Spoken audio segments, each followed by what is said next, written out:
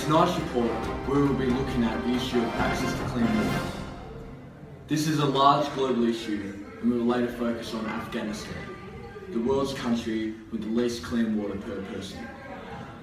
For tonight's show, we will have a special report from a small organisation called the Water Awareness Group, who are hoping to make a difference by educating its viewers.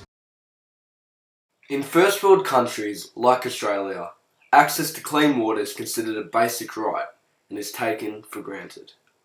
Water is used generally without usage constrictions and can be found in any home, shop or city.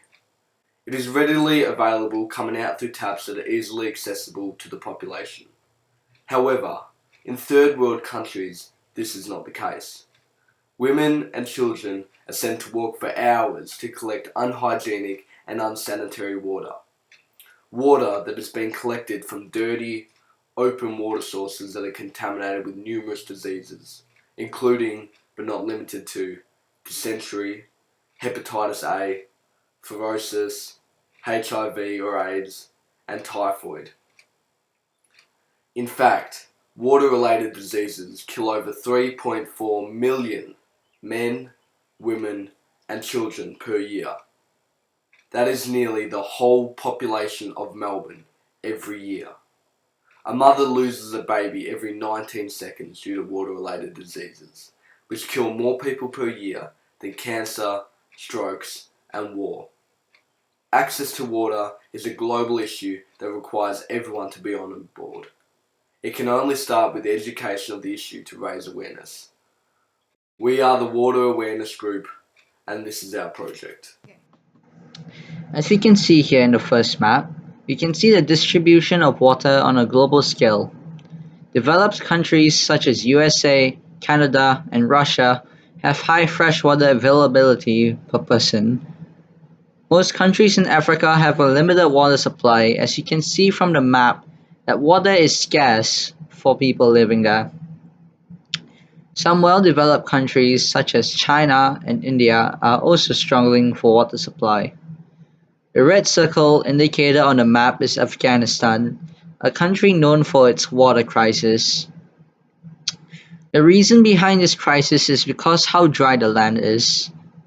We can see that its neighboring countries, Pakistan and Iraq, which are both dry countries, are also experiencing water scarcity. The second map over here represents the percentage of people in a country that have access to water. As you can see here, most people in the world have access to clean water, but that doesn't mean that they have enough water to drink every day. If you look at Afghanistan here, you can see that according to the legend, less than 60% of the people living there have access to water. The third map here shows how many people in Australia have access to clean water. Looking at the map, you can see that the Northern Territory population has the least access to clean water, with only 70%, and the most being the Australian Capital Territory with a full 100%. Australia seems to have little to no problems when it comes to water supply.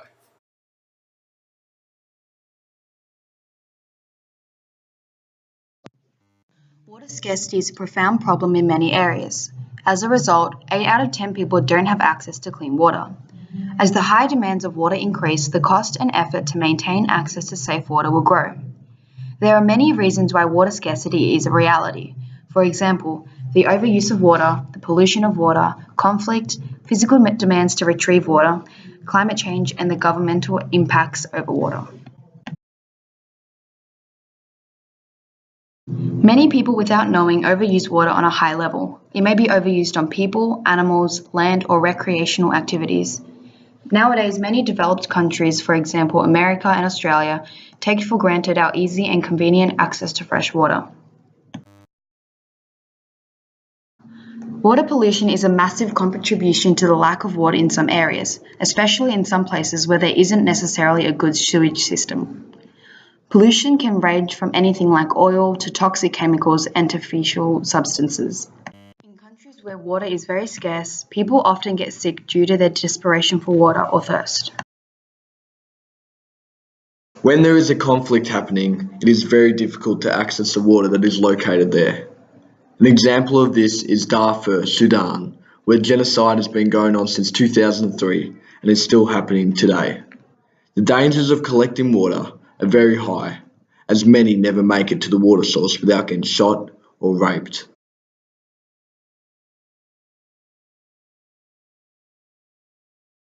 There are many areas in the world that struggle with water scarcity because there aren't any close areas that contain clean water.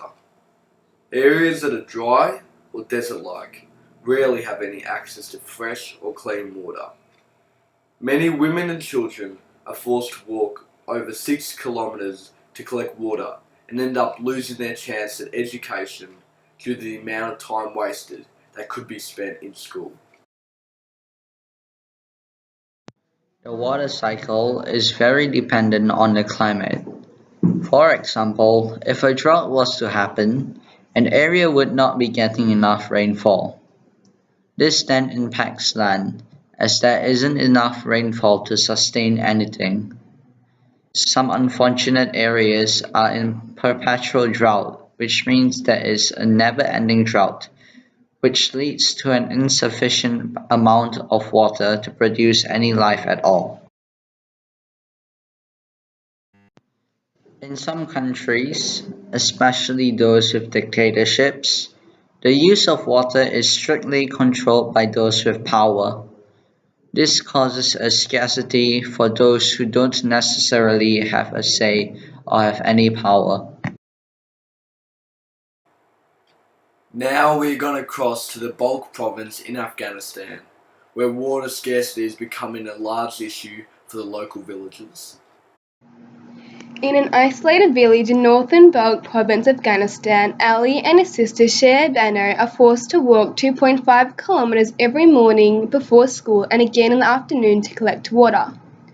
Although they are young, only 10 and 11, they don't have time to do homework and their bodies hurt from carrying heavy buckets of water. Young children, not in any means or circumstances, have to push their developing bodies to the point of pain for a human necessity of survival. During the summer, Afghanistan experiences shortages of water. This unfortunately leads to neighbouring farmers to erupt in disputes. These arguments are often an effect of not knowing when they'll receive a steady water supply. Furthermore, Sher Bano's father states that the price of water in our village is equal to fuel. Likewise, this causes an uproar amongst the neighbouring farmers and citizens. In contrast, in 2004, 93% of Australian households were connected to a main water source. 98% of households located in capital cities were connected to this water source, and 85% of households outside the capital city were connected to this water source. The largest difference of households being connected to the water source was found between comparing Hobart, which had 96% of households being connected, with the rest of the state only having 77% of households connected.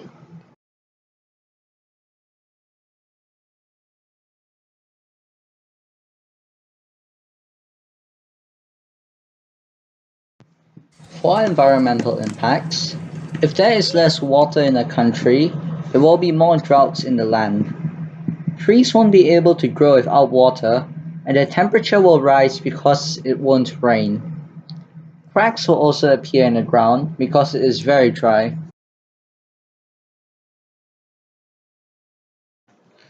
Humans will be more vulnerable to dehydration, and there is no water source to drink from. People with diseases such as fevers need water in order to cure themselves. The lack of water results in many diseases being spread. This includes HIV and AIDS or diarrheal infections. In total, 315,000 children under the age of 5 die due to unsanitary water-related diseases per year.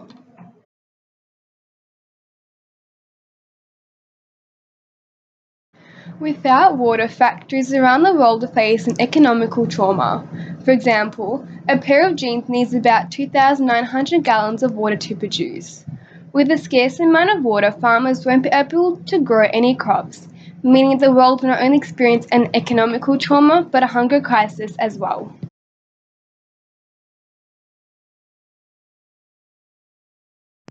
All women, both young and old, spend hours every day collecting water from most likely polluted or unsafe sources. They carry a jerry that typically weighs 20 kilograms over the distance of 6 kilometers daily. Women, as a result, experience chronic fatigue and dehydration while collecting water. Pregnant women also suffer from miscarriages because of the physical demand of retrieving water. The time spent and the physical demands on women to collect water keeps them from employment opportunities to provide for their families. People are looking to recycle water in order to reduce water scarcity. Countries such as Singapore have already started manufacturing recycled water, which the first recycled bottle of water was drank by their Prime Minister. Organizations have also suggested to install special tanks that gather rainwater for the process of irrigation. They have also suggested to use drip irrigation in order for more efficient watering of crops.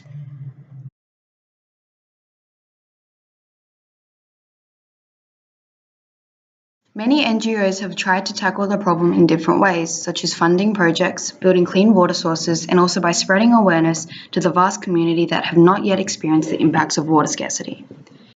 For example, Generosity.org has funded 778 projects and served 20 countries. When Generosity.org first started, over 1 billion people did not have access to clean water. Because of the global commitment to ending the water crisis, that number is now down to 663 million. Charity.water have been working towards building clean water technologies and sources in 20 developing countries in Africa, Asia, Latin America, and the Caribbean. This has overall benefited 6.4 million people around the world. Bloodwater.org is an NGO that aims to end HIV/AIDS and the water crisis in Africa. They have served up to 62,000 patients in HIV prevalent areas and have 6 current core partners serving in local communities in Africa. First Project is the world's largest youth water organization. They've impacted 13 countries, raised over $8 million, completed 1,977 projects, and served up to 300,000 people.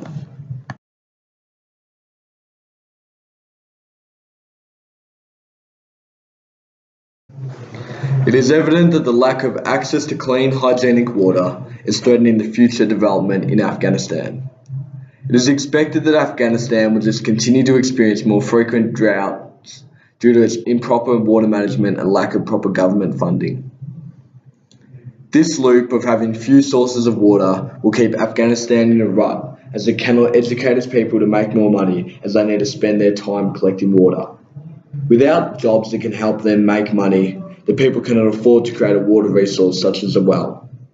This is where we can help.